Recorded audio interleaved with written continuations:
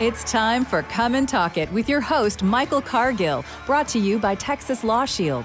Over the last decade, Michael has championed and supported the rights of law-abiding Texans to own and use firearms. He is the owner of Central Texas Gun Works, a veteran of the United States Army, and has achieved national exposure in such prestigious media outlets such as Forbes Magazine, Fox Business News, CNN Money, AOL, BBC World News, Huffington Post, and the New York Times. Cargill vigorously defends lawful gun ownership in this country without regard to party politics. And now, here's Michael Cargill.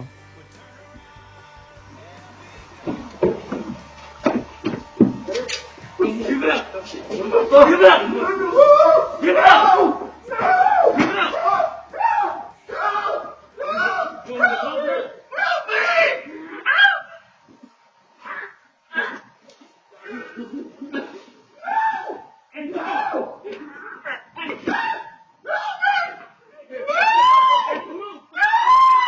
Good day, Austin, Texas. Live music capital of the world. You're listening to Come and Talk It, and this is the Lady Gaga security camera footage of, it's the security camera footage of her dogs being kidnapped by two unknown individuals from the dog walker. And that dog walker was a guy, just in case you're wondering, even though he was screaming like 5 octaves high. Like, oh my God, get a grip, dude. Seriously. Get a grip. You've only been shot four Get a times grip in the and chest. Get a grip and get a gun. He got shot what? He got Four shot times in the chest. in the right? leg. In the leg? In the leg. He was shot in the leg. I'm pretty sure. Google it. Look it up. Oh, wow. All right, so let's take a look at that video with no audio. All right, so a woman returned Lady Gaga's stolen dogs to the Los Angeles Police Department on Friday, but the mystery over their kidnapping and the shooting of their dog walker is just intensified right now. So the dogs were stolen in a brazen, violent attack in Hollywood at 9:40 p.m. Wednesday. 2 men leaped out of a white sedan in the 1500 block of North Sierra Bonita Avenue and demanded that Gaga's dog walker, Ryan Fisher, hand over the musician's 3 French bulldogs. And let me tell you, when I'm walking my dogs in the neighborhood, I'm packing heat. I carry my gun, because I don't know. Maybe someone may attack me. They may want my dogs. They may try to, kill my dogs and kill me. I'm always, prepared to protect myself. You would think that someone who makes millions of dollars would actually, have someone that's actually walking their dog, their, 4-legged family member, maybe with security or with a gun or something. I'm just shocked, and then my goodness, next time get someone who's going to really defend your dogs, not just scream like a girl. As Fisher struggled with the robbers, and don't call me this week, by the way. Don't call me. I don't want to hear from you. I don't care. I don't care that you're upset that I'm picking on the dog walker. Because my goodness, listen to the way this guy was screaming. Disgraceful. As Fisher struggled with the robbers, one of them shot him.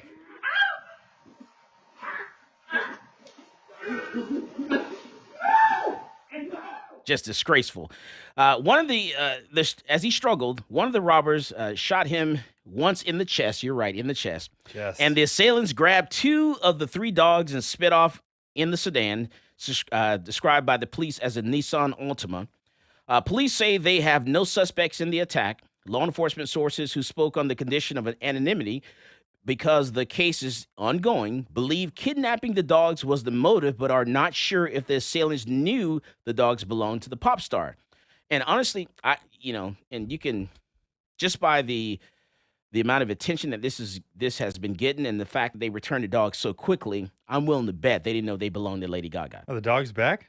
Yes, so the dogs are She back. got the dogs back. Got the dogs back 2 days later. So a few days she later. offered a $500,000 reward, no questions asked. Right. So the dogs were returned, and the person that returned the dog was a lady who says that she found the dogs tied to something, a tree or pole or something, not too far away from where they were taken. Did she get the $500,000? That's still in question. She has not gotten the money yet. So, but we're wondering if she's going to get the money. $500,000. $500,000? That no questions asked part kind of irks me because these guys just shot her dog walker in the chest and took her dogs. And she's like, hey, just give me the dogs back and everything's cool. Yeah. What do we say? Don't compromise. What do we say? What's that? Don't negotiate with Don't terrorists. negotiate with terrorists. That's right. All right. So police say they have no suspects in the attack, and law enforcement sources who spoke on the condition of anonymity, like I said before, because the case is still ongoing, believe kidnapping of the dogs was the motive, but are not sure if the assailants knew the dogs belonged to the pop star. They are reviewing license plates of cars in the area at the time to see if they can come up with clues. And they are also looking for security video. And so in that community there, a lot of people had, a lot of different security cameras. They had a lot of dash cams from vehicles. They also have the Ring technology and also the Nest. And so I use all that stuff. When I'm walking, if I go out, like, for instance, I'm walking with a loved one, my sister or, family member or something like that, I'm walking my dogs, I always carry my gun. I just don't get it, because I can't depend on police to come and save me. And someone who's so rich and wealthy, I just don't get it about the celebrities at all. I don't get the celebrities because, you're a celebrity. You make millions of dollars. I don't understand how they get DUIs. I don't understand how they wreck their own vehicles. Because if I'm a celebrity, I make that much money, I would have someone driving my vehicle, driving me around. I would have security. I wouldn't have to do it myself. I would have someone that's paid to do that. I just don't get it. I don't get it. It just makes no sense at all. We're going to talk about this. We're also going to talk about Bitcoin and guns, cryptocurrency. Can you buy guns with Bitcoin? We're going to talk about the guns and Bitcoin event that's going to happen in April. This is Michael Cargill, and you are listening to Come and Talk It. This is Brittany Glaze, and I get my global gun news from Michael Cargill on Come and Talk It.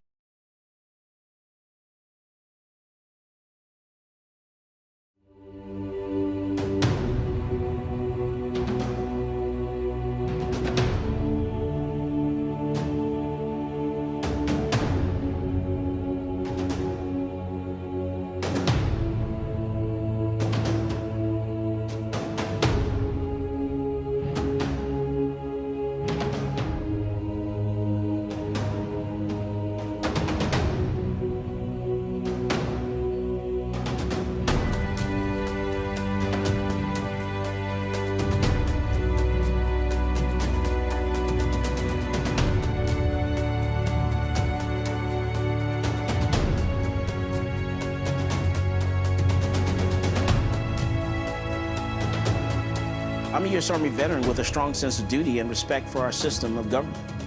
After 12 years, I was honorably discharged and decided I would fulfill the American dream of entrepreneurship and open up a gun shop in Austin, Texas.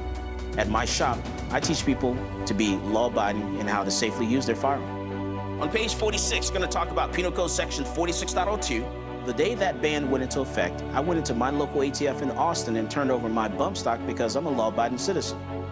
But I wasn't going down without a legal fight. So that's why I reached out to NCLA. NCLA is representing Michael Cargill because federal agencies do not have the power to rewrite statutes. Bump stocks are not machine guns. If Congress wants to change the law and ban bump stocks, it certainly can do so. But we can't have the executive branch rewriting a statute and putting people in jail for up to 10 years. It's a problem because, this government agency has said, you know what, something that is legal is now illegal, and we're going to confiscate it from you, and we're not going to compensate you for it, and you're going to become a criminal. The goal of our case here is to tell the ATF that they can't get away with this kind of administrative lawmaking. This isn't constitutionally permissible, and this goes against everything that our nation was founded on. The bump stock ban turned innocent law-abiding citizens into criminals overnight, even though they were compliant with the statute. And that's not right. This case is not about where you stand on bump stocks. It's about the rule of law. It's about whether an agency can rewrite a statute and turn a law-abiding citizen into a criminal. If the ATF can ban bump stocks, any agency can ban anything.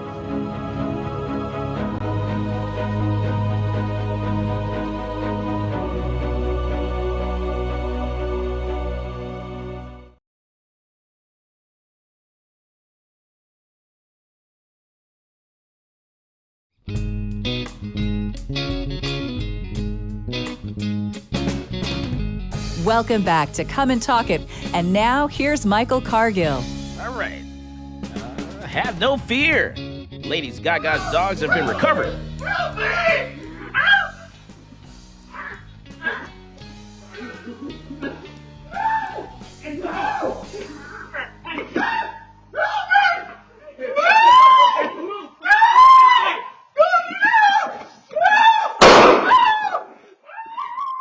if you're wondering, that was not a woman. That was actually a man. Lady Gaga's dog walker, who was actually shot trying to protect the little four-legged friends. You got to take your own personal protection, your own personal safety in your own hands. And don't call me, but get a man to walk your dogs. Call you to buy a gun. Right. All right. I know I'm being mean right now. I'm being cruel. All right, but let's talk Bitcoin and guns. That's what I want to talk about. Bitcoin and guns. Zach, we want to talk Bitcoin and guns. I love talking Bitcoin and guns. You love talking cryptocurrency. Two of my favorite topics. You like talking cryptocurrency. Uh-huh. All right, so especially right now. Why especially right now? Because Bitcoin is over 40 grand.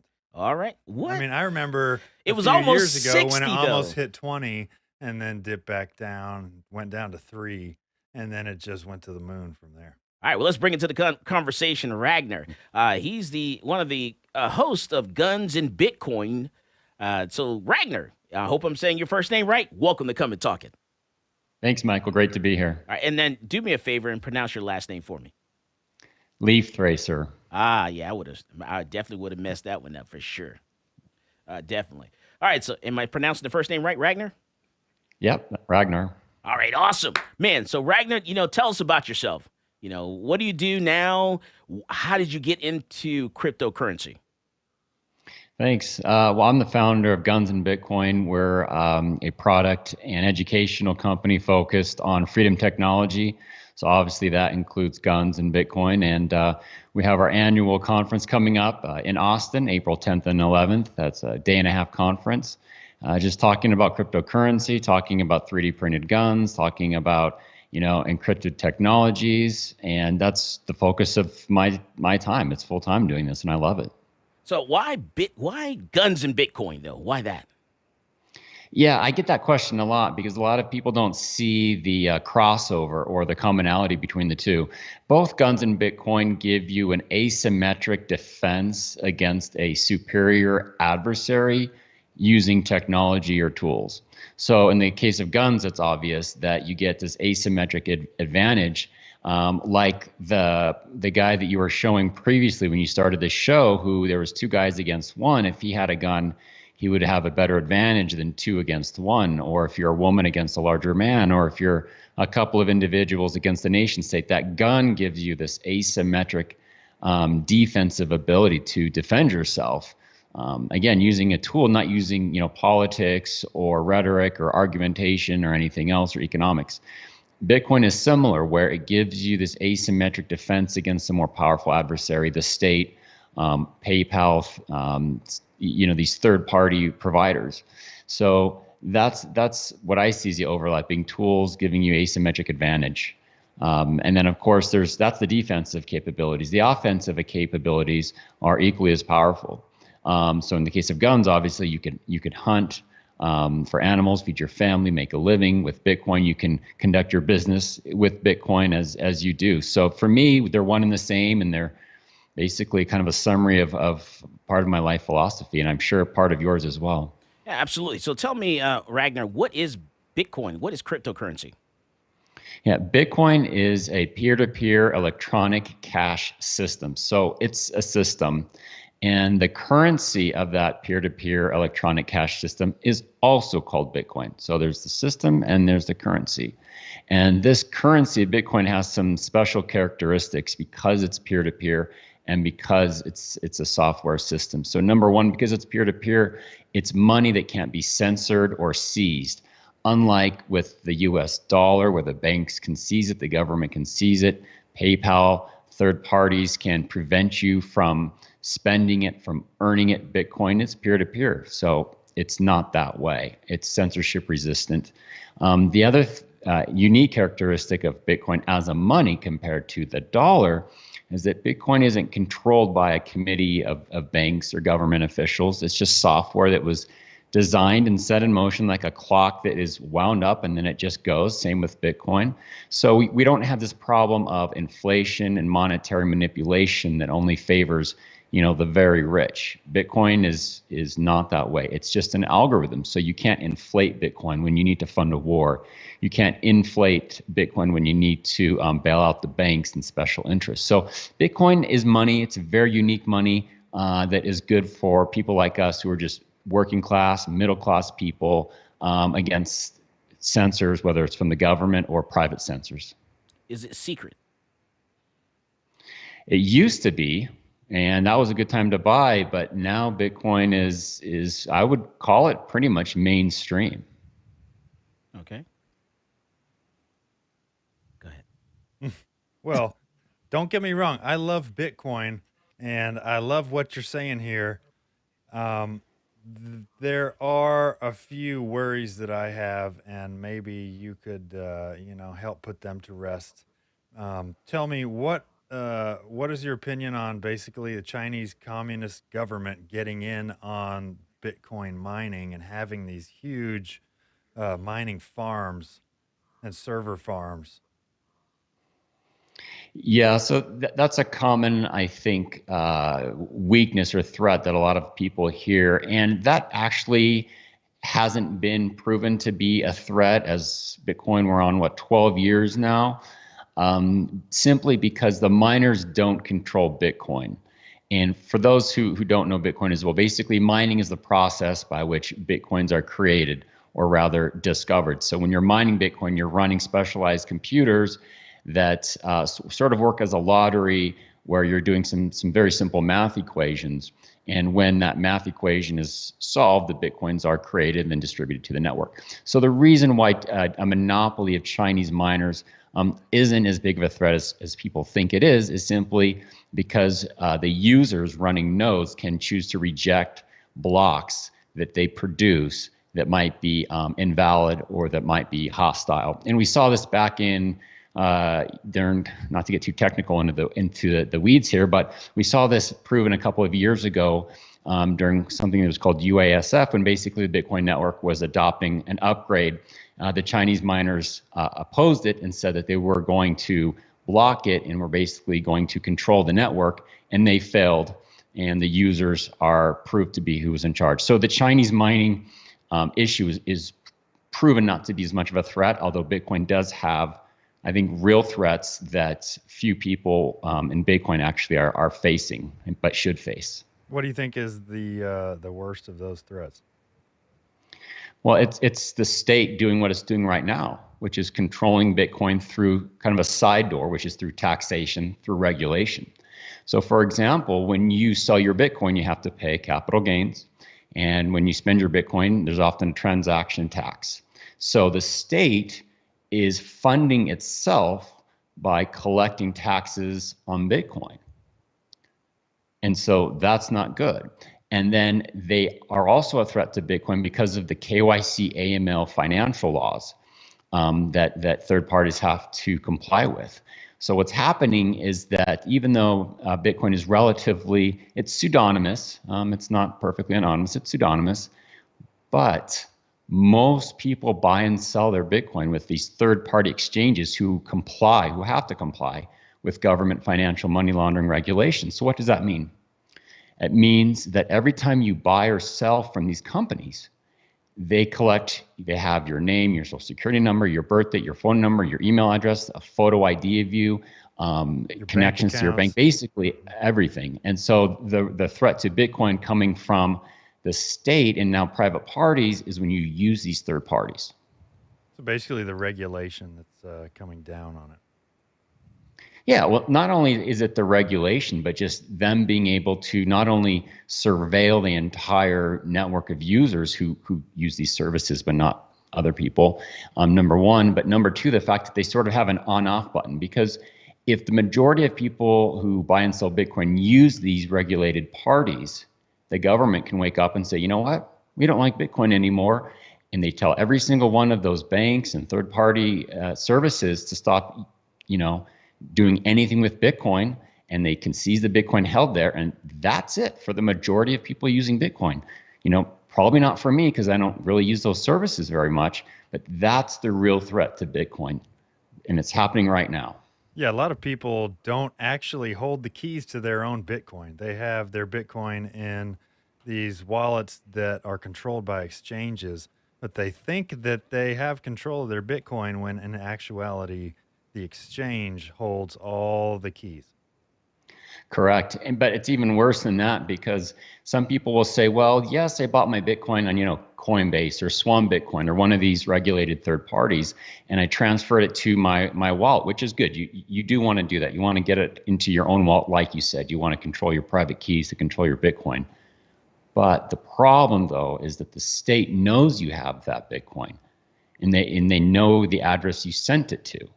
And so should something happen where they decide, hey, we want to seize people's Bitcoin, we want to go after this guy, John Smith, who owns Bitcoin, he bought it on Coinbase, they know you have the Bitcoin, and they can force you to give it to them. And if you say, well, I'm not going to give you my private key, well, that's fine. They know you have it, and so they'll just seize your house, they'll put you in jail, and you'll turn over that Bitcoin unless you want to lose everything and spend some time in jail. So to answer, going back to the original kind of topic, what's the threat to Bitcoin that we need to face? It's the state and its reliance on these third parties. And Bitcoin is a peer-to-peer technology. The second Bitcoin stops being used peer-to-peer, it's not Bitcoin. All right, we're talking with Ragnar. We're talking about Bitcoin and guns. Cryptocurrency is the future. Are you ready? This is Michael Cargill, and you are listening to Come and Talk It. Peace, this is Maj Toure. You're listening to Come and Talk It Radio with Michael Cargill.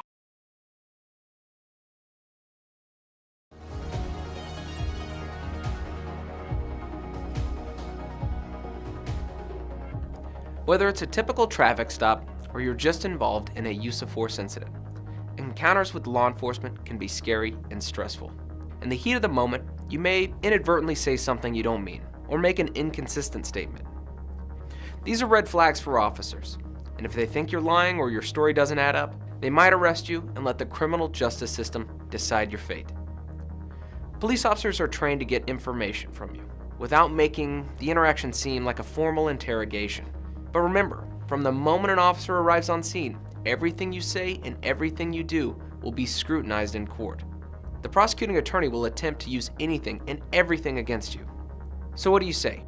You say, I invoke my right to remain silent, and then let your attorney interact with law enforcement on your behalf. One important note though, do not throw common sense out the window. For example, if the intruder's hiding somewhere in your house when the police arrive, or if you saw the perpetrator pitch his weapon into your backyard, quickly tell the police and then stop talking. You might ask, what about my rights? What if the police never read me my Miranda Rights? Miranda Rights is the common name for a collection of rights contained in the Miranda warnings, given to suspects when they're placed under arrest. The warning comes from a 1966 Supreme Court case, Miranda v. Arizona. In that case, the court held that statements from a custodial interrogation would not be admissible unless proper procedural safeguards were in place to protect the defendant's Fifth Amendment rights.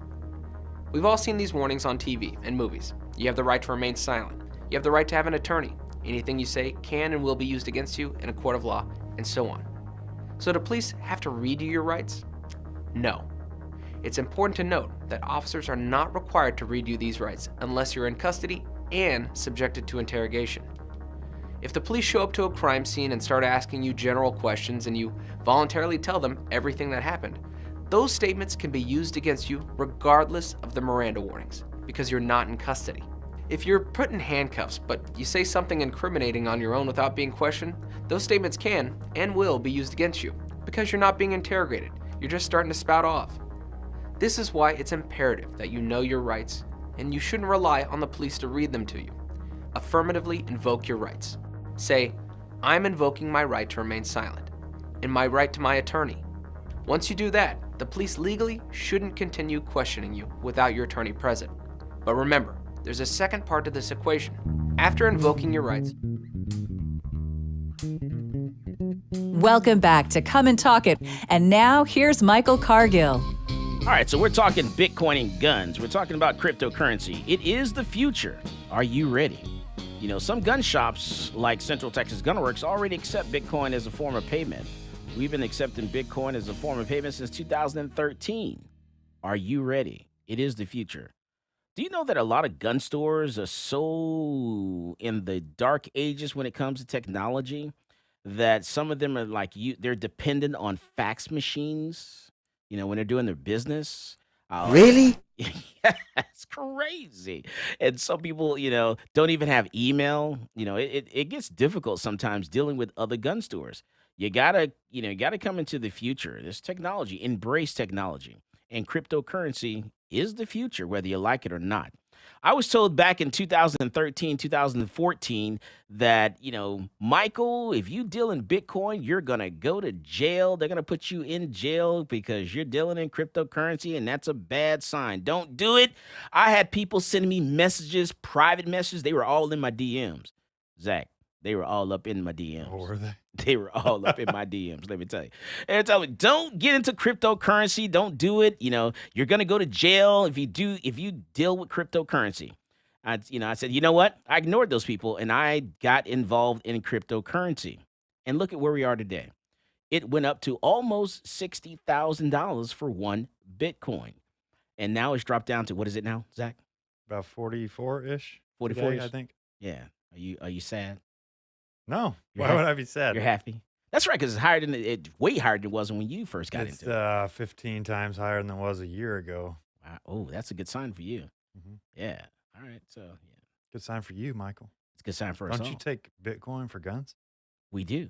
We accept Bitcoin for guns. Do you know that every time that price goes up, every time the price of Bitcoin goes up, cryptocurrency goes up, people buy a lot of guns and they use it, use their cryptocurrency? I believe it. It's crazy. All right, we're talking with Ragnar. Ragnar does guns and Bitcoin. All right, Ragnar. Let's talk guns and Bitcoin. All right. So I am looking at some statistics online that show that the hash rate that the USA is responsible for is about 7% of the worldwide Bitcoin hash rate. Russia is about 7%. Kazakhstan is 6%. Malaysia is at 4%. And China has 65% of the total hash rate. Does that worry you at all? I mean, just knowing those sheer numbers? No, as I explained, that's a non-issue. But isn't it if 51% of the computers that are running Bitcoin, basically, if 51% of them say something, then it goes into the blockchain? You're talking about a double spend, which is rare and doesn't rewrite the blockchain, doesn't do anything. It's a double spend. It might happen once. In the last 12 years, we've had the same mining, and there's never been an issue. Okay, good, because yeah, those numbers don't seem to sit well when you just look at them outright. Yeah, once you understand how it works, then it's really not an issue. Because like I said, again, the miners don't control the network. The users who run nodes control Bitcoin. So if, again, to repeat the point I made earlier, if these Chinese miners were to decide we have 51% of the hash power, we're going to start changing things, then the users will reject those blocks, and then that Bitcoin that they mined would become unspendable. They couldn't sell it. It would be dead money in the water. And this was proven, like I had previously explained, back when we were activating SegWit, when the Chinese miners said, we don't like this software upgrade you guys are going to do, and we're going to block it. And they threatened and they said everything that they were going to do, and when it came down to it, they didn't. Why? Because the user said, if you Chinese miners do this, we will invalidate your blocks, and the Bitcoin that you spent millions of dollars of mining will be worth zero. So the 51% mining attack is pretty much a non-issue. There's a lot better things that we can discuss with Bitcoin, especially when it comes to threats. So that's already been tried and failed. So hold on a second. Let's go back a little bit. All right. So Thomas says, hey, how then do you earn or buy Bitcoin? If you don't use the exchanges. Yeah. So how do you buy Bitcoin is what he's asking, because you can't earn it, Thomas, unless you're hooking. So we're talking about buying. Well, that's a great question. I'm glad he asked that. So earning Bitcoin is probably the best way to get Bitcoin for a couple of reasons. First, because you don't go through these KYC, AML, third-party services that get taxed, that surveil and track you and can censor you. So the best way to earn Bitcoin is to offer a good or service that Bitcoiners want to pay in Bitcoin with. For example, Michael at Central Texas Gunworks, he accepts Bitcoin. And I know he has some customers who are Bitcoiners and gun enthusiasts there in Austin. And so he earns Bitcoin because he has this good and service that people want to pay for in Bitcoin. I earn Bitcoin through our company, Guns and Bitcoin. We're having our conference in Austin, April 10th and 11th, and we sell tickets, and some people pay in Bitcoin. So I'm earning Bitcoin right there. You can do other things. You could have a side gig. Maybe it's tutoring. Maybe it's creating graphic art. Maybe it's mowing lawns. Anything that you can do, you can accept Bitcoin. Now, whether or not people pay you is a different story, but that's how to do it. So start with wherever you are, whatever you do in life, whatever your job is, whatever you have, just start accepting Bitcoin, putting it out there and see what happens. And going back to the other question about where to buy Bitcoin, if not on these third-party exchanges, well, there's actually two pretty well-known peer-to-peer exchanges where you can buy Bitcoin directly from another person. So you're not buying it from a company, you're buying it from a fellow Bitcoiner. And the first one is BISC, B-I-S-Q, BISC. And it's a peer-to-peer trading network. So if you can't earn it or you need to buy some or sell some, download the BISC software and try it out. It's great. And you know what? And Ragnar, Bitcoin is going down a little bit. You know, the price is going down. What's happening right now? Are we getting ready? Am I going to lose all my Bitcoin? Is it going to crash? Well, I know you're joking. I know you're joking because you've been in Bitcoin for a long time. So that's a question you're actually asking the audience. But yeah, Bitcoin is going down. Bitcoin is going up. It goes down. It goes up. The volatility of Bitcoin is its greatest strength and its greatest weakness, right? So when it's volatile going up from 6,000 to 45,000, that's great volatility. When it goes from 45,000 down to 20,000 or 20,000 down to 3,000, that's bad volatility. So volatility is a reality of life in Bitcoin.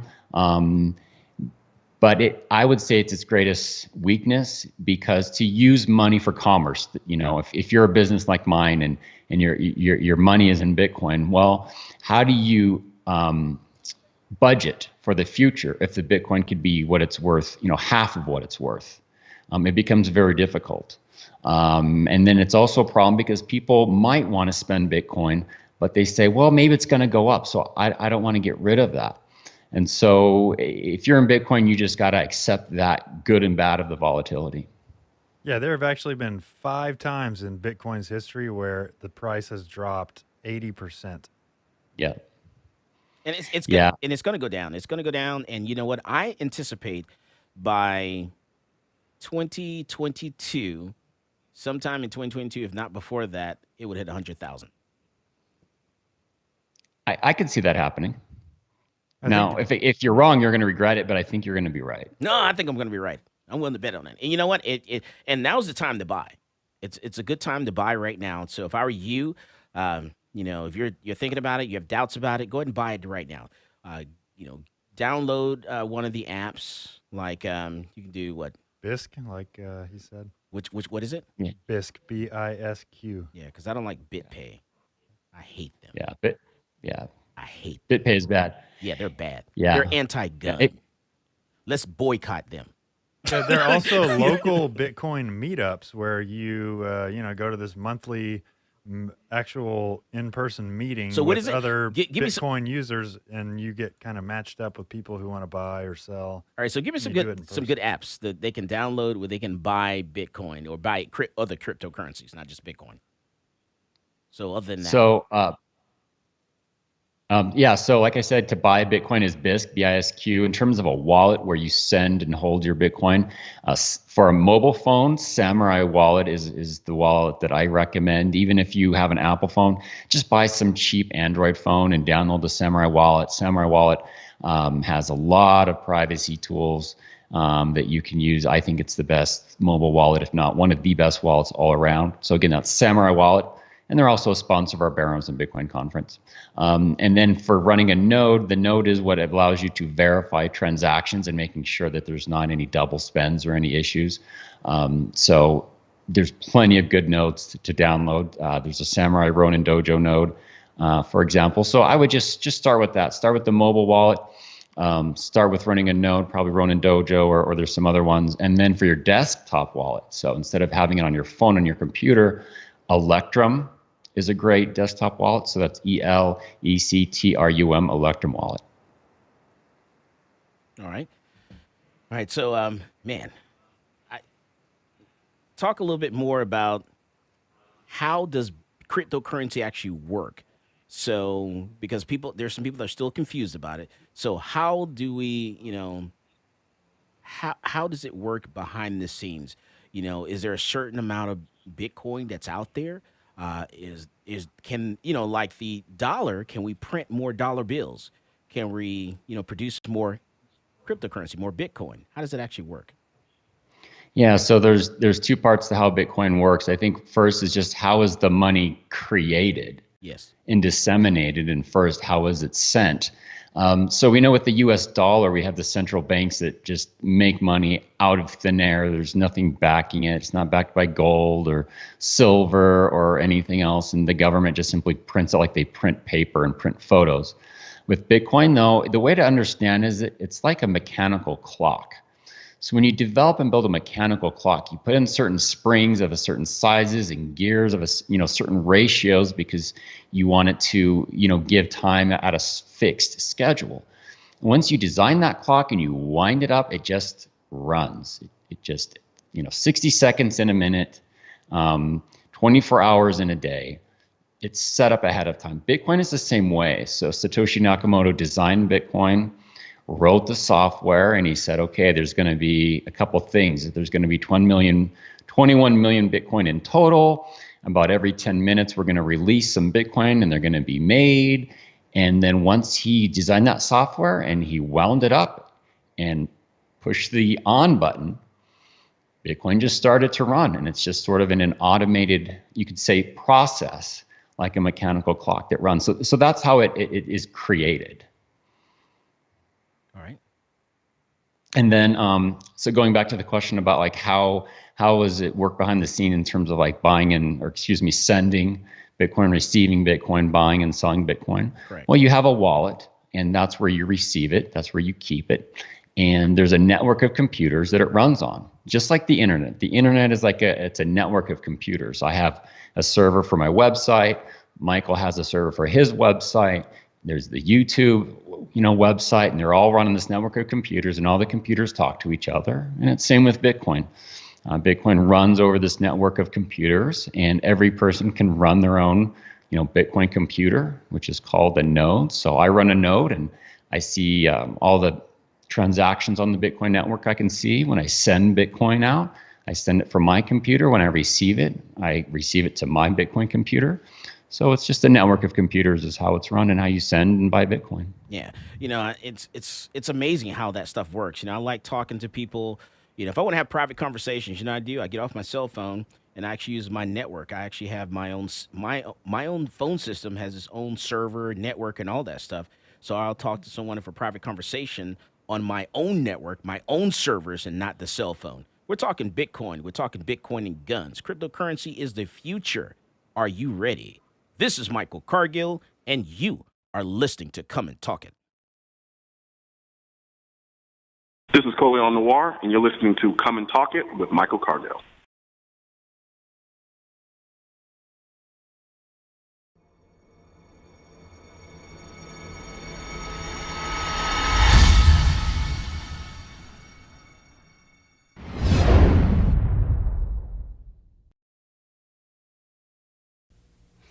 Hello, my name is Edwin Walker. I'm an independent program attorney with Texas Law Shield.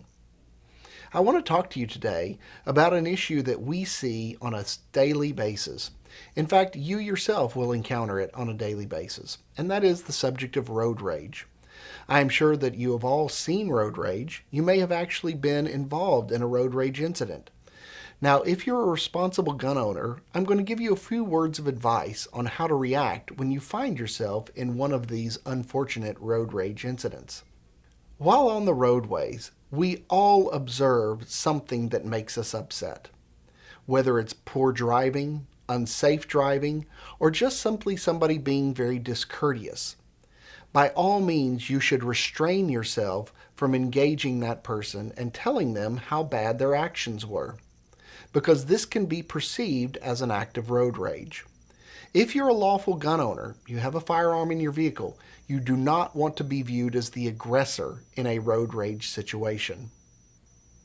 Now, with regard to a situation where an individual has chosen to rage against you, and you are the actual victim of the road rage, if you and the other individuals are still in their automobiles, do not use your firearm to respond to any of the rager's activities. This is because law enforcement views the fact that you're both still safely in your metal boxes as removing any threat of immediacy that you may be harmed. So please, if you have a gun, somebody is raging against you, forget you have a gun. Don't display it, don't brandish it, don't show it, don't point it, and for God's sake, don't fire it. This could result in a lot of trouble for you. Now let's look at a situation where a road rage incident has escalated. It has escalated to the point where one of the participants has actually gotten out of their vehicle. We recommend that you stay in your vehicle at all times. Do not exit your vehicle, because the person who exits their vehicle is going to be looked at as the aggressor. If the other individual has exited their vehicle and they are not in contact with your vehicle and they do not have a weapon, then do not feel that you can display your weapon in an act of self-defense. People are allowed to just simply stand there and scream at you, scream whatever they want. Until they make a demonstrative effort to try to harm you, there is no immediate threat that would justify displaying or shooting or brandishing your firearm. Now, in the event that the person shows their own weapon, in particular a firearm, the existence of their weapon would give you reasonable belief that there was an immediate threat of harm that would justify an act of force or deadly force. Even in this situation. Welcome back to Come and Talk It. And now here's Michael Cargill. All right, we're talking guns and Bitcoin. We're talking about cryptocurrency. It is the way of the future. Are you ready? You need to get yourself some cryptocurrency. Get yourself a wallet. Buy some Bitcoin. Sit on it for a while. That's right. Wait about a year. You'll make some money. All right, so my question is, should I buy Bitcoin? And why is cryptocurrency, well, was it on the verge of a bear market? Some people say it was about a week ago. So Bitcoin was on the brink of entering a bear market Tuesday as the volatile crypto asset suffered a double-digit plunge over the past 24-hour period. A single Bitcoin was trading at $47,944.40, down around 10% on CoinDesk, representing a roughly 18% skid for the popular digital asset from its rise over the weekend to a record $58,332.36.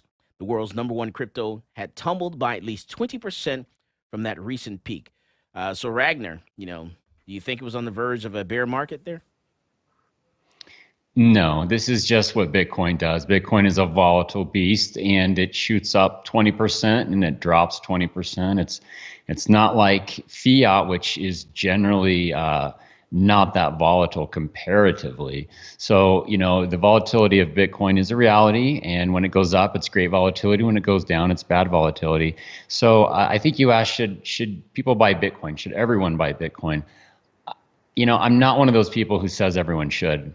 And the people who should not buy Bitcoin are two people. Number one, if you're in a financial situation where you cannot afford to have Bitcoin go down greater than 5% or 10%, don't buy Bitcoin. It's just too risky for you. Number two, I wouldn't buy Bitcoin unless you understand really what it is, the philosophy behind it, the goals behind it, and how it works. Otherwise, you just might make a mistake and lose some. So I suggest everyone looks into it, but not everyone should buy it. Yeah, we have to preface by saying that any investment is risky, including Bitcoin, and don't invest anything more than you're willing to lose. Absolutely. And we used to say that years ago, but it seems like that kind of went away, maybe because we've had such a great long-term track record. But besides buying it, I think, people need to talk more about using it. Yeah. And, like this show, like, what you guys are talking about, Michael, all the censorship that's happened and what we've had just in the last year, we've seen, enormous deplatforming. We've seen enormous censorship, and it's only going to get worse. And money is a weapon. And what these people and these governments do is use money as a weapon against you. How? By preventing you from earning money, by getting you fired from your job, by seizing your accounts, by taking away your ability to accept payments on your website. And so if you do not want to be financially deplatformed, if you do not want to lack the ability to earn or receive money, I suggest that you get involved with Bitcoin and start using it and accepting it and earning it, because it's the only lifeline. For example, Gab, Gab was, they went after Gab like unlike anything we've ever seen, and after their founder, Andrew Torba. And the only reason why they've been able to survive is because they've been able to accept Bitcoin, and they have a lot of Bitcoin donations. Yeah. Same thing happened to Wikipedia. So if you're a gun owner, if you're a conservative, if you're in any group that the powers that be don't like, you better get involved in Bitcoin before you get financially deplatformed. And Gab has their own infrastructure, correct? Excuse me? Gab, don't they have their own network infrastructure? Yeah, Gab does have their own network infrastructure. They've had to have everything their own, their server, their email provider, their, domain, everything. And so you bring up a great point, which is Bitcoin doesn't solve all this censorship. You also have to have full stack technology, full stack freedom technology. So that can be your domain, your web hosting, your money, which is Bitcoin, social media, self-hosted chat, email, everything. And Bitcoin is just one tool of freedom technology, an important one, but just one. Yeah, because anything hosted by Amazon or Google, that can all just be taken away and taken down overnight. Exactly. And those are third parties. Facebook, you don't own your Facebook account. It runs on their servers. Nope. It's their terms of service. So any third party, Facebook, Google, Instagram, GoDaddy, all of these third parties can just flip the off button on you. Exactly. And going back to the Bitcoin conversation, how Bitcoin is peer-to-peer, it's not using a third party if you do it correctly. And so there's not a Bitcoin, Bitcoin is a corporation that can say, I don't like what you said, so we're kicking you off of the Bitcoin network. Bitcoin as a peer-to-peer technology prevents that, financial deplatforming. And it's the same principle for these other technologies, just like BitTorrent. BitTorrent is a peer-to-peer technology, and it's still running 20, 30 years later. It's kind of like, what the Reddit, community did to GameStop, and people, you need to get into it, jump on it, and attack them, in that way. And I like when people talk about things on Reddit, because your older generation don't understand Reddit. They're not on Reddit. They don't know anything about it. And so they're out of the know. And so when you do things like that, you talk about it, you strategize, and you get together and you do things, and it catches them off guard. Kind of this, that's kind of how I look at it a little bit. I don't know. What do you think, Zach?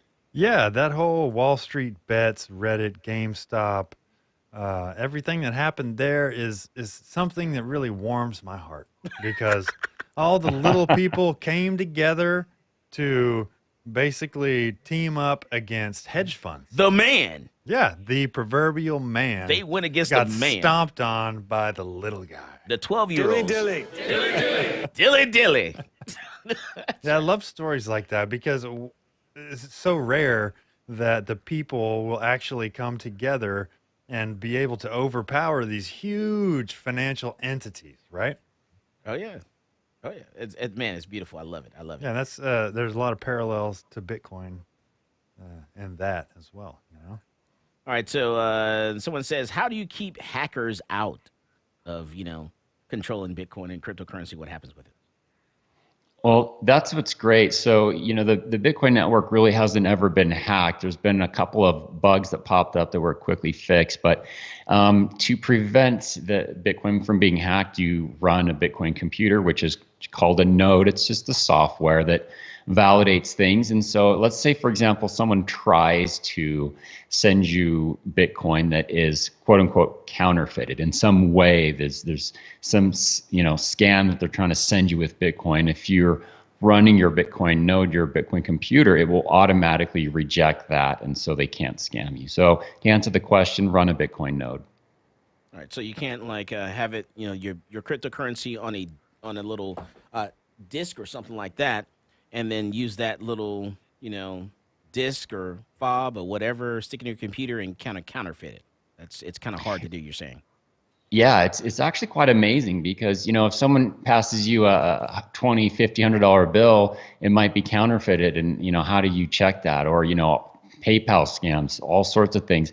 But Bitcoin will automatically reject any sort of invalid Bitcoin transaction if you're running your Bitcoin node. Bitcoin network hasn't ever been hacked. A couple bugs popped up, but never been hacked. Ooh, I hate saying never. Yeah, if somebody actually gets access to your computer and you have your wallet, like a hardware wallet hooked up to that, then there's some possibility that something can happen, but that's just your computer if you don't have it secured properly. And there's some potential, but I mean, I wouldn't worry about it. Like you said, that's not a Bitcoin problem. That's all right. Hold on there, Ragnar. We're going to take a little break here. We'll come back. We're talking Bitcoin and guns. This is Michael Cargill, and you are listening to Come and Talk It.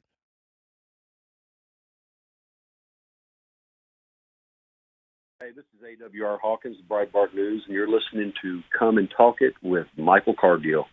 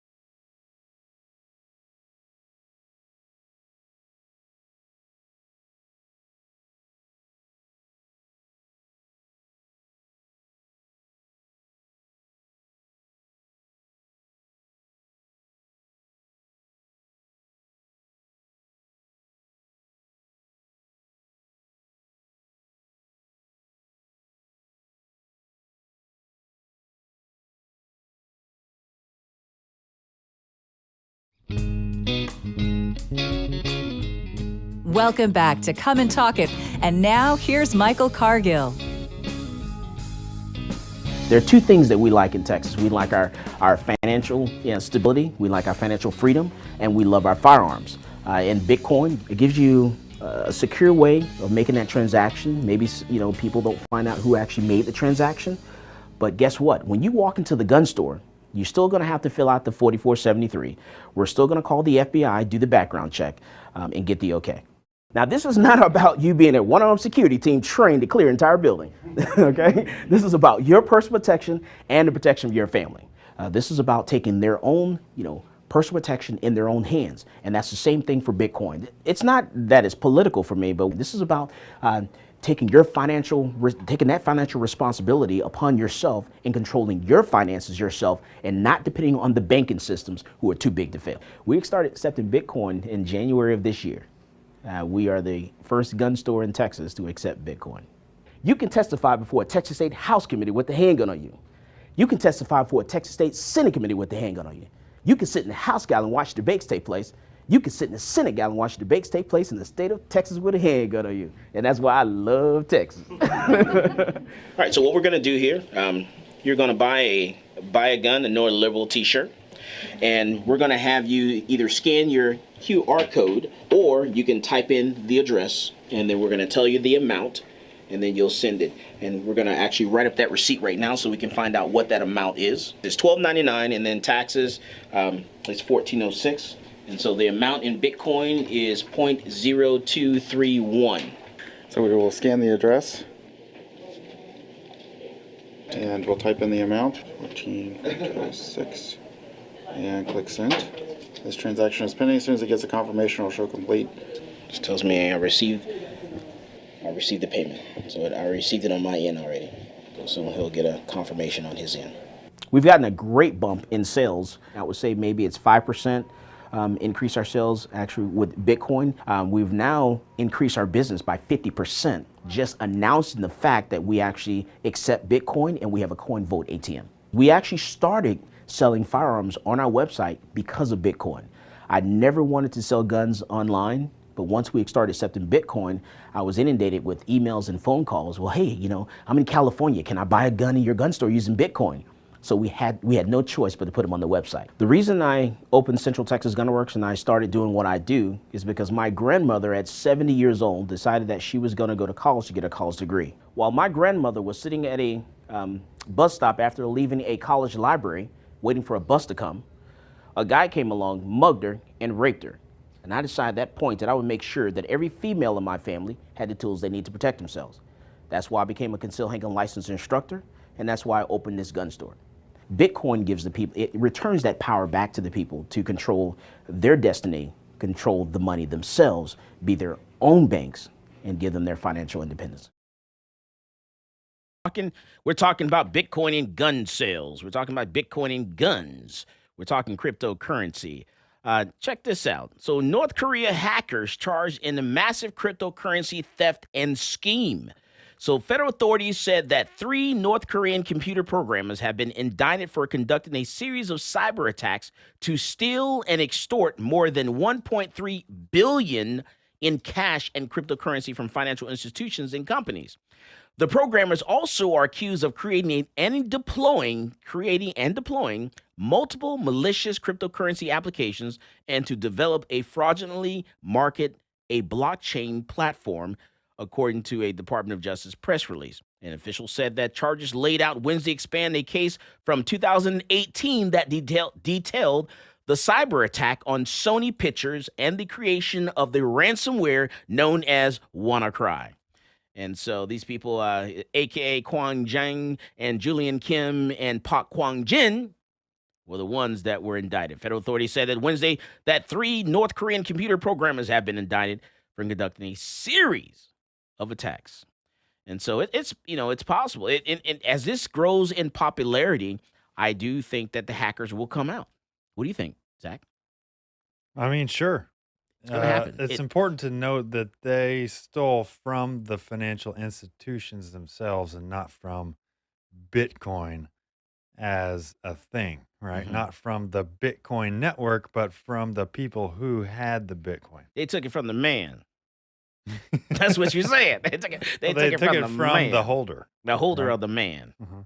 the man who's holding the man, Yeah, the proverbial man here. the proverbial man. No, the man. The man. All right, so we're we're talking about Bitcoin and guns. All right, so Ragnar, what are your thoughts about that? I don't know if you heard about that North Korean story or not. Yeah. You did hear Yeah, about that North Korean story is really interesting. I think what a lot of people miss with that story is that even though, the US government knew who did it and how they did it, they weren't able to take that money back. So, whereas other institutions that keep their currency in dollars or euros, whatever it be, they can go to those banks, shut down the banks, get those money back from the banks wherever they may be. But if you're North Korea or you're someone else and you take cryptocurrency, you manage to defraud people and get their cryptocurrency, their Bitcoin.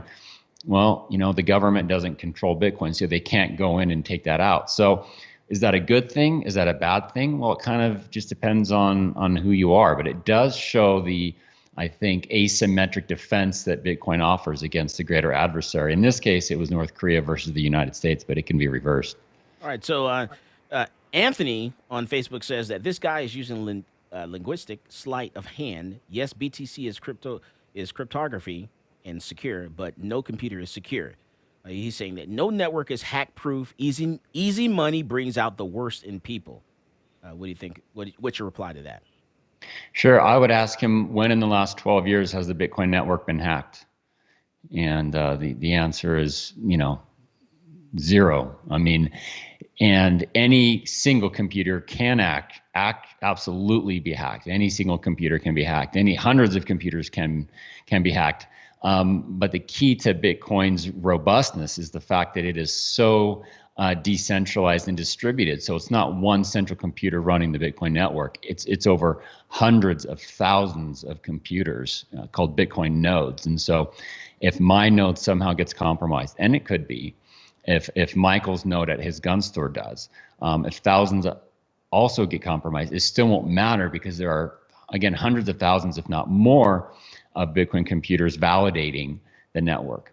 And that's also why Bitcoin is so much better than any other cryptocurrency out there, because unlike, Litecoin or pick any other cryptocurrency out there, those are centralized. And so if attackers gain control of a certain number of those computers, then they can do some real damage. But Bitcoin is just way too decentralized so that it can overcome individual attacks.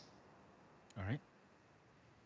But with those statistics about China having all this hash power and basically the fact that they have, 1.7 billion people in their population, is there some possibility in the future where they utilize the fact that they have, this totalitarian government to actually get 51% and, do what you're talking about there? Yeah, so again, for the third time, it's not the miners who control the network. So it's important to understand there's two parts to Bitcoin. There's the creation of Bitcoin, and then there is the sending and receiving of Bitcoin. So what happens is miners run the computers and they produce Bitcoin, which they then want to, sell and pass on so that they can get their money back for all their investment. Mm-hmm. What happens is that the entire Bitcoin network, me, every other Bitcoin owner out there, runs our computers, and we say, here is the version of the software that we want. Here is what we consider a valid Bitcoin. Okay, so if it's China, North Korea somehow gets greater than 51% of the hash power, it won't matter because our computers control the network, and we tell the miners, we do not accept this Bitcoin that you just created. Your Bitcoin is worth zero. And because they don't want their Bitcoin to be worth zero and lost all their money mining it, they won't do it. And again, this isn't a hypothetical thing. This was proven back when we were activating SegWit back in 2017. So again, non-issue. We have other issues with Bitcoin, but mining in China is not one of them. So even if they have a majority of the users and the hash power, it makes no difference. So what you're talking about is that somehow a nation state could control all of the mining, could control the entire network, which is decentralized over hundreds of thousands of computers. I suppose it's about as possible as us sending some nukes to the sun and blowing up the sun. I guess if we send 1 billion nukes to the sun, we can do it. So if the Chinese government makes 1 billion computers, then they could possibly do something like that? Yeah, I guess if a pig could fly, then it could fly, but they don't. So I'm not sure why you'd want to worry about a pig flying. And then it's the same with Bitcoin. Okay. All right, so let's change gears. Let's talk about the 3D printed guns here. So AG, the Adjutant General for New York State, Letitia James, backs effort to defend ban on 3D printed guns. So a coalition of 21 attorneys general from around the country, led by New York's Letitia James, has formed to defend state-level measures banning 3D printed guns amid a challenge before the U.S. Supreme Court. I think, New York State and these 21 attorneys generals are actually, they're afraid of freedom. I think that's what the issue is. They're afraid to allow people, their own freedom. The firearms can be manufactured through downloadable materials and 3D printer in a person's home. And New York in 2019 approved legislation banning 3D guns, and other states have approved similar measures as well. Now, one of the main concerns among policymakers is the guns are essentially untraceable because they lack a serial number or other features that can make them identifiable. We come back from the break, going to talk about this and more. This is Michael Cargill, and you are listening to Come and Talk It. Folks, this is Doug Man Jones. And I get my gun news from Michael Cargill at Come and Talk It.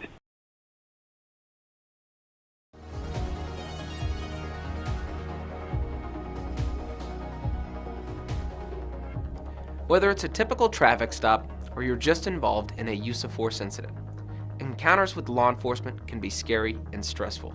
In the heat of the moment, you may inadvertently say something you don't mean or make an inconsistent statement. These are red flags for officers, and if they think you're lying or your story doesn't add up, they might arrest you and let the criminal justice system decide your fate.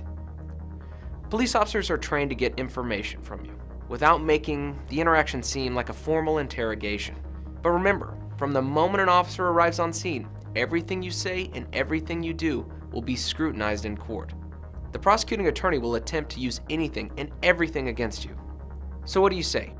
You say, I invoke my right to remain silent, and then let your attorney interact with law enforcement on your behalf.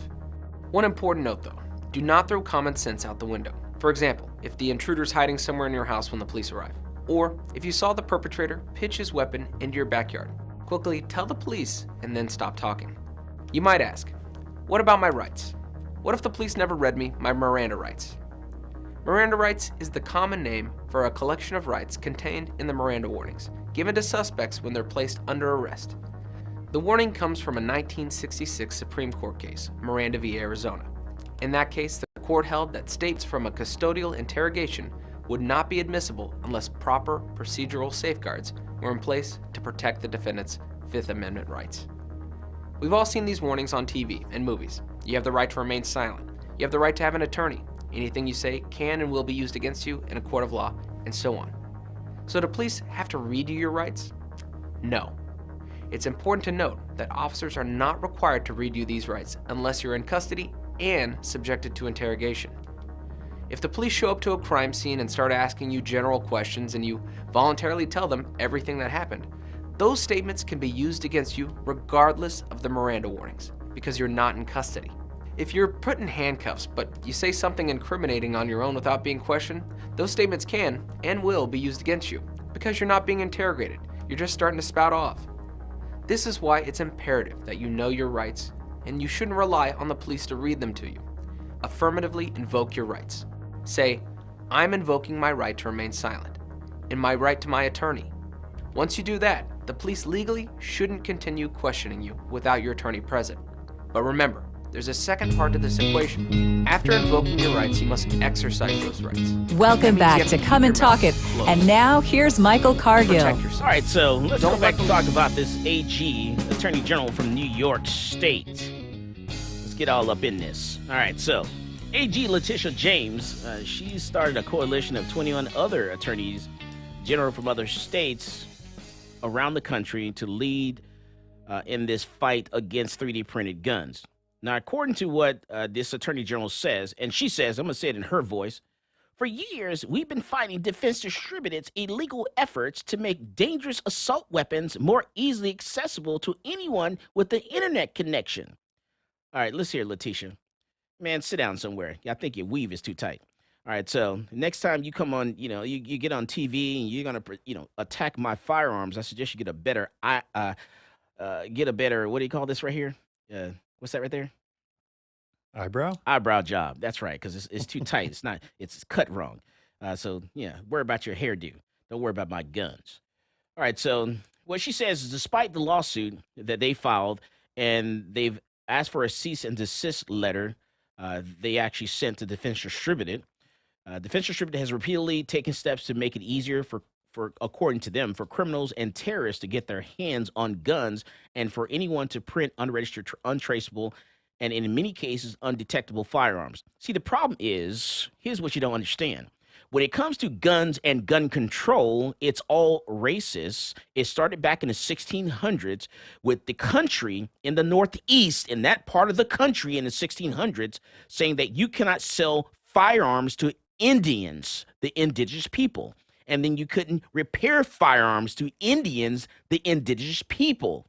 So gun control in this country has always been racist, and gun control laws is all about racism. Okay, all about controlling a group of people and keeping guns from certain types of people and certain groups of people. And that is what this attorney general is actually doing. She's falling into that same trap. And I don't care what race you are. When I go home tonight, my sister's going to be upset at me. Don't you attack a black woman on the radio. I don't care what color you are. If you come after my guns, I'm getting all in your DMs. Because that's my job. Get your hands off my guns. If you're attacking my firearms, you are racist. That's all I got to say. You're not wrong. Thank you. Let's go back and talk about Bitcoin and guns before I get excited. And the producer gets all nervous and starts putting his hand close to the button. All right, so let's talk Bitcoin and guns.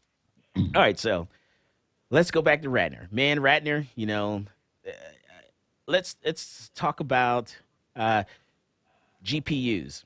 Where are all the GPUs manufactured for these machines? Is this a question going back to Bitcoin and mining? Yes, sir. Okay. Yeah. So GPUs are made in Asia, and I think this is kind of a dead horse if you guys want to beat it. I think the threat of mining and mining hardware was proven wrong 5 years ago when we activated SegWit. Say that one more time. You think it was proven wrong? So yeah. So the fact, they're born in Asia. They're born in, I think, China, right? Yeah, they're born. Yeah. They were actually made. They're manufactured in China. So there's a possibility that they can be hacked. Then, no. No. Yeah. So actually, we no longer use GPUs. That was technology from maybe 8 years ago. We use what's called ASICs, and they're just specialized, computer boards, computers to mine Bitcoin. So again, the reason why this isn't an issue is because the users validate the network. So if the mining chips have a bug, if China or North Korea or the US government controls greater than 51% of the network, the Bitcoin users will reject all of those blocks that they mine. They will reject all of their Bitcoin. So the users who have all the power in Bitcoin will simply invalidate anything that is an invalid Bitcoin transaction or block. So this has been proven for 12 years because it hasn't happened.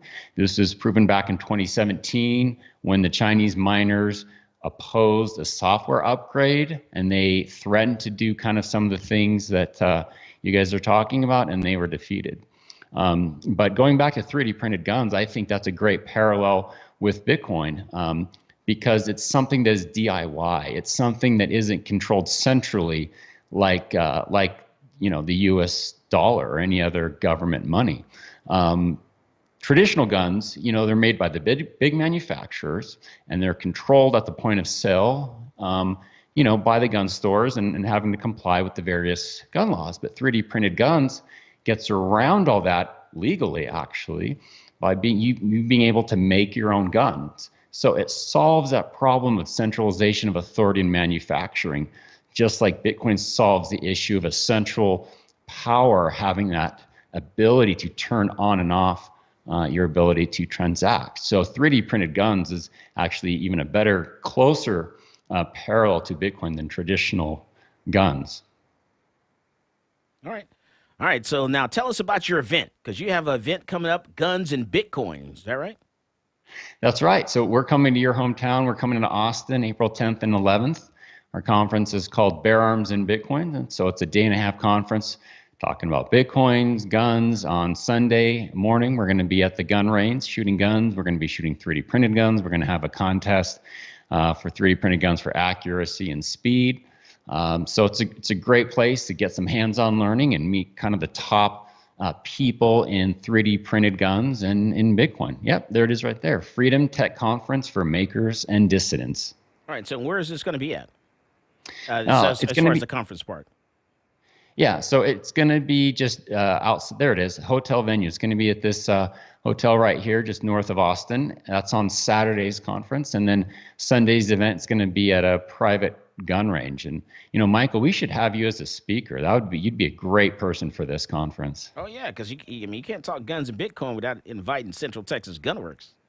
Yeah, I think we tried to get you last year, and just the communication lines broke down. But I think we'd love to have you guys out there. You guys are it. Yeah, 2020 was crazy. I mean, it was like a controlled chaos. From March until the end of the year, we were just flying by the seat of our pants, trying to just keep hold of, just keep everything under control, under wraps there.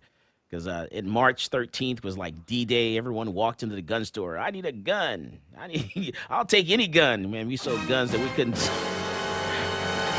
We sold guns we couldn't sell for years. They just bought everything. So it was just 2020 was just madness. But yeah. Yes. Well, Go ahead. Well, now I got you on the spot. Yes, you do. Yes, you do. All right. So yeah, I will come, and if you want me to, I'll come and I'll talk. Some of the things that we've done. As far as guns, because we need to get other gun retailers into accepting cryptocurrency. Maybe gun retailers, maybe the manufacturers, more manufacturers. Some manufacturers have come and gone. We need to get some of our major manufacturers involved in cryptocurrency. It would make things a lot easier if we can do that. And I just think they don't understand, how much money they actually can make. They can actually increase their bottom line. Because there was 1 year, like 3-4 years ago, 1 month we did more in Bitcoin gun sales than we did in any other currency, cash, credit card, altogether. We did more in Bitcoin sales than any other currency, and I thought that was just amazing. I thought it was just wild. Yeah, absolutely. And, people will ask me, hey, do you know anyone that sells guns who will accept Bitcoin? And you're the only one that I know of. So I send them to your website. And so you're right. Not only do gun stores that accept Bitcoin get this sort of new crop of customers maybe they wouldn't have had, but if they hold on to their Bitcoin and with a little bit of luck, that Bitcoin could go up a lot in value. So it's kind of a no-brainer. There's a bit of a technical hurdle getting set up, but once that's it's there. And, it's in terms of like censorship, as I'm sure credit card companies and PayPal, they don't like gun stores. They do not like the gun business. A lot of banks don't like the gun business. And so Bitcoin is one kind of hedge against being censored and having trouble with accepting payments, because they can't stop Bitcoin just because they don't like guns. Yeah. It's amazing to me, if you're getting into cryptocurrency and the fact that you actually get into this, this form of currency, and you don't like, gun sales, you don't like dealing in gun sales in a gun store, when that's the one item you actually have to get a FBI background check to walk out of the store with. You have to get an FBI background check to have. How can you not, say it's okay for someone to use cryptocurrency to pay for it? Yeah, and that's probably a common misunderstanding. Well, if I pay with Bitcoin, I don't have to do the background check. Well, that's obviously not true. And then taking it back to your point about the 3D printed guns, Bitcoin is an important part of the 3D printed guns kind of ecosystem, because a lot of these guys, they accept Bitcoin donations. Maybe because they're pseudonymous, so they can't give out their PayPal account or their mailing address, but they do accept Bitcoin donations. And there's companies that make parts for a 3D printed gun, like Rails, and they accept Bitcoin. And at our conference, Bear Arms and Bitcoin last year, we did a silent auction, and the money we raised went to a 3D printed group called Deterrence Suspense, and we paid them in Bitcoin. So it's not just for traditional gun retailers, but especially for 3D printed guns guys, donating and stuff like that. They're not buying 3D printed guns, nothing like that. It's just donations. All right. Thank you, Ragnar. I appreciate you coming on. We're talking guns and Bitcoin. As always, more guns equals less crime. Go out there and buy yourself a gun. You're listening to Come and Talk It with Michael Cargill.